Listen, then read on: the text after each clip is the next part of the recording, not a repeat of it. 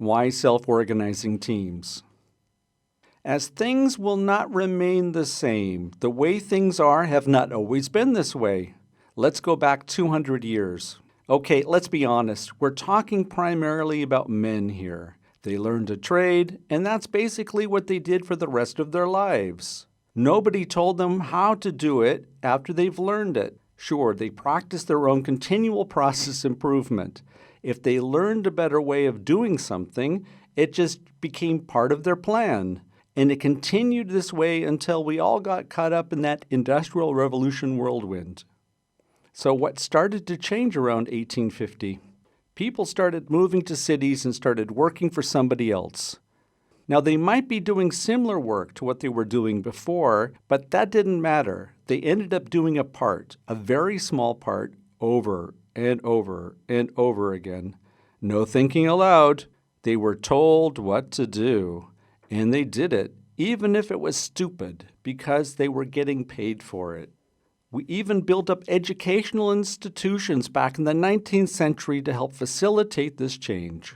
Yes, our school systems were built to get people ready to understand and follow instructions because this is how the system was supposed to work.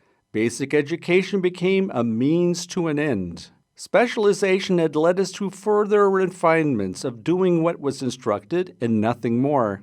Efficiency had become our main goal, and the members of our society had learned to accept that our potential is never realized.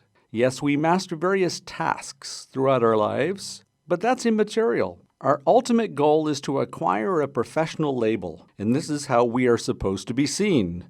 Who cares what all you can do? Your professional title is your destiny. In the knowledge society, this approach is no longer viable.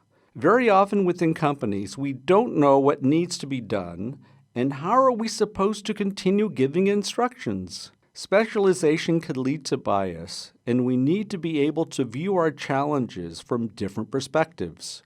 The command and control model was not built for the challenges of the 21st century. Enter the concept of the self-organizing team, which is basically a group of individuals who freely come together to manage either one or a number of challenges. Ideally, this group is heterogeneous, representing different perspectives. There is no hierarchy within such groups because, by nature, all people are equal.